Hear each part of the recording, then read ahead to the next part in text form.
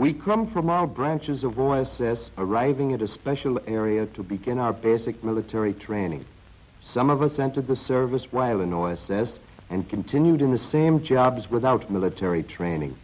Others transferred from various branches of the Army before completing their training. Now all of us will undergo the equivalent of the first 6 weeks of the Army basic course, speeded up to 4 weeks to save time. The sergeant calls the roll, then turns the group over to the executive officer, Lieutenant Hamilton, who receives us officially and gives us a few preliminary instructions for settling into camp life. Fresh from offices and laboratories, we leave our real names behind for reasons of security and are given student names which we will be known by for the duration of our training.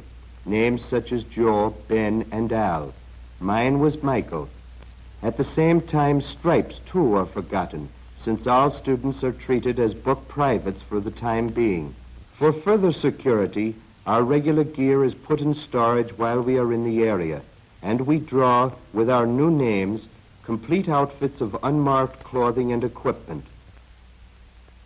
We are put under formal instructions right away, with an orientation lecture by Lieutenant Hamilton on safeguarding military information, security. Use the designated post office address, but you can't and mustn't tell where you are. If you recognize a campmate, don't call him by his real name.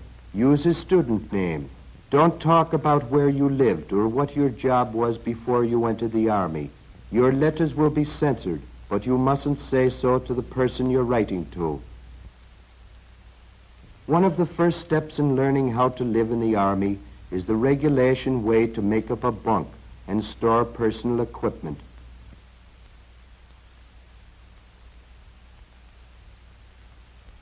Six of us are quartered in each cabin.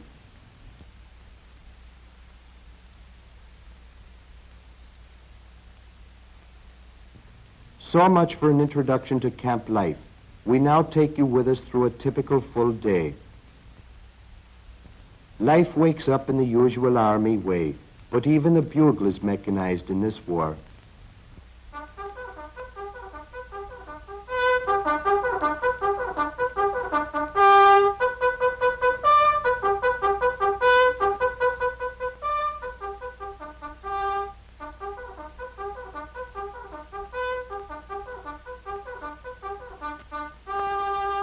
All right, you guys. That means you've got just enough time to dress and make up your bunks before you turn out for exercise in the drill field.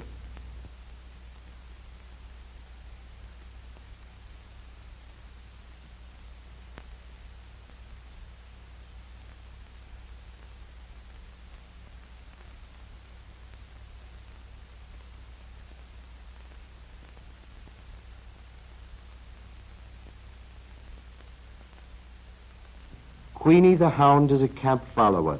She is at present in an interesting condition, a woman with a past, but no one knows where she came from.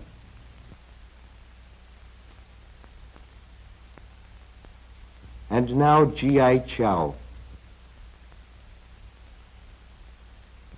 Since no course in basic training is complete without KP, we each have to spend 1 full day of our 4 weeks in the kitchen. To save training time, most of the operation and upkeep of the camp itself is furnished by the station complement. After morning mess, the real training in soldiering begins, with a long period of drilling, learning steps and facings, and how to obey commands. Various phases of the school of the soldier are greatly condensed. Still conscious of ourselves as individuals, we get first lessons in teamwork, Army style. When we leave, we want to be able to take our places as well-disciplined members of other fighting units everywhere in the armed forces. We hope we'll look more like this group, which is further along in its training.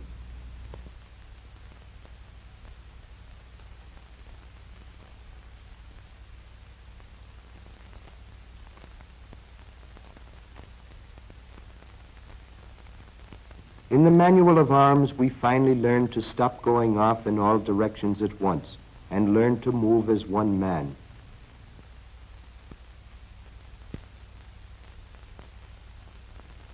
We are all types, but we have only one purpose, and it isn't long before we begin to show that we're getting trimmed down to fighting condition.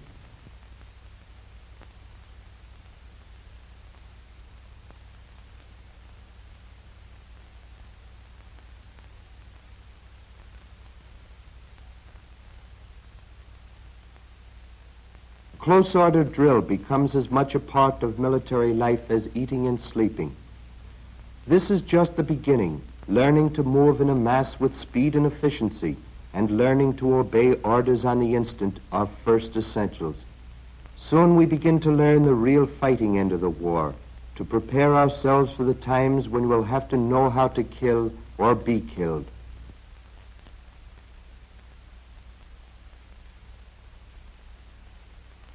Short thrust, long thrust, slash, and smash with the butts. We learn that in hand-to-hand combat, the rifle has many uses, and that's about a morning's work. Then after chow, mental work in the classroom balances the morning's stiff physical workout, but takes just as much attention. First aid is programmed for the entire afternoon. The medical officer shows when to apply first aid, as in the case of broken bones, and when not to. He uses every method of instruction offered by the Army to make his lessons stick. One of the buys is fixed up as a casualty. Visual aids, such as charts,